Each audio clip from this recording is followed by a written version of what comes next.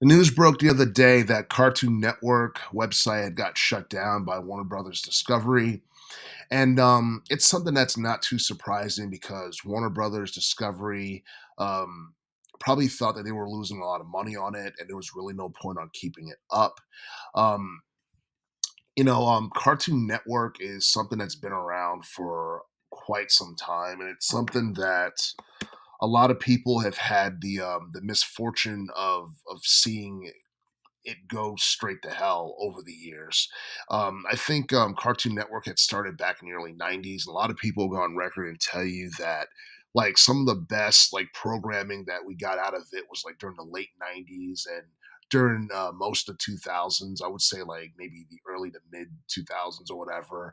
And the teens decade wasn't too bad, but like the past couple of years have been brutal. And it's almost like the actual channel itself was on life support because there's hardly anything of any interest to watch for the most part. And a lot of the classic shows that people had knew and loved back in the day, like Powerpuff Girls, Dexter's Laboratory, Ben 10, all those shows for the most part, you haven't really been seeing them on cable television on Cartoon Network within the past couple of years.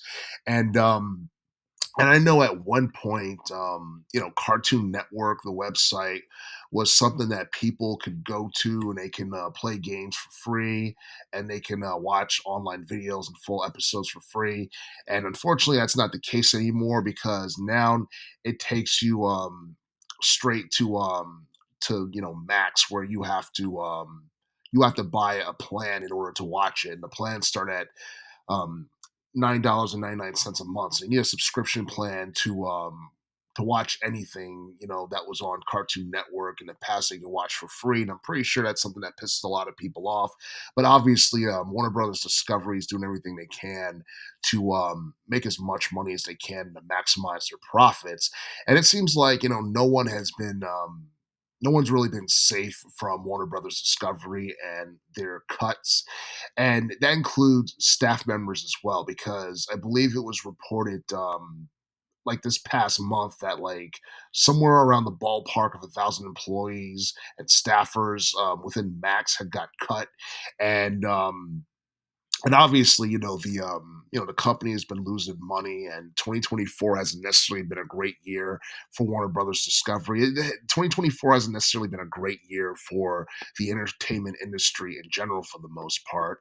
But as I discussed in previous videos, Warner Brothers Discovery had lost a lot of money because of the failure of the Suicide Squad video game, which cost them like 200 million, and and it got so bad to a point where they were looking to sell their stake in video games.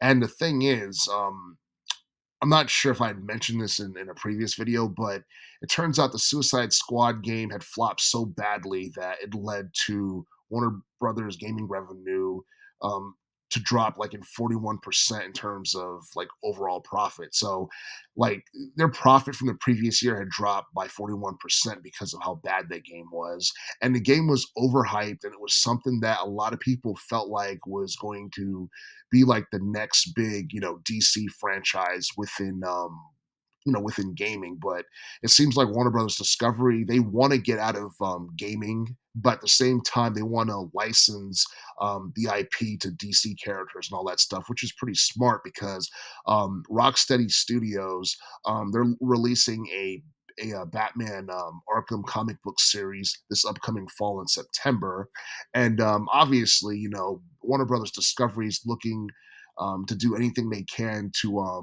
profit off of Batman or anything DC related that's actually drawing a profit if they can, and that's something that's smart. But at the same time, it's a bummer that we're not going to get games like Injustice 3, or we might not even get a sequel for Batman Arkham Knight, which is something that Rocksteady Studios and Warner Brothers games, they should have done that. That's what people were waiting for, and I'm pretty sure that it would have done good numbers. Probably not as good as Marvel's Spider-Man 2 or anything like that, but I feel like, it still would do good numbers for the most part.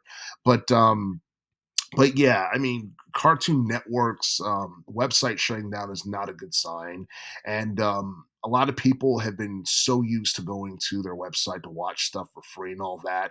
But I don't think that's necessarily been the case in the past couple of years because people have been turning to streaming and some popular shows that you can watch on Cartoon Network, you can watch it on Netflix or whatever, or maybe Amazon Prime or what have you. There's just like so many options nowadays in terms of where you want to watch your favorite shows and all that stuff. It seems like the Cartoon Network website is pretty much useless, especially considering the fact that there are certain things you can watch and certain things you can't watch.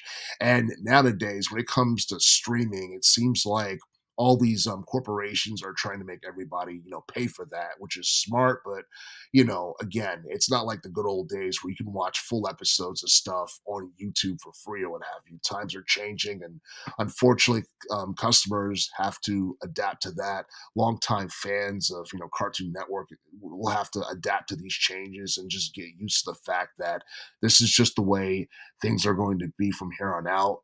But but yeah, I mean, I feel like Warner Brothers Discovery is most likely going to make more cuts later down the line because the economy right now is not good. It looks like it's going to get worse, and I feel like they're doing everything they can to to prepare for the future, and they're trying to do anything they can to get rid of anything that's costing them any type of profit or revenue or anything of that sort. So I hate to say it, but Cartoon Network's website being shut down is something that needed to be done because at this point it doesn't really serve much of a purpose anymore.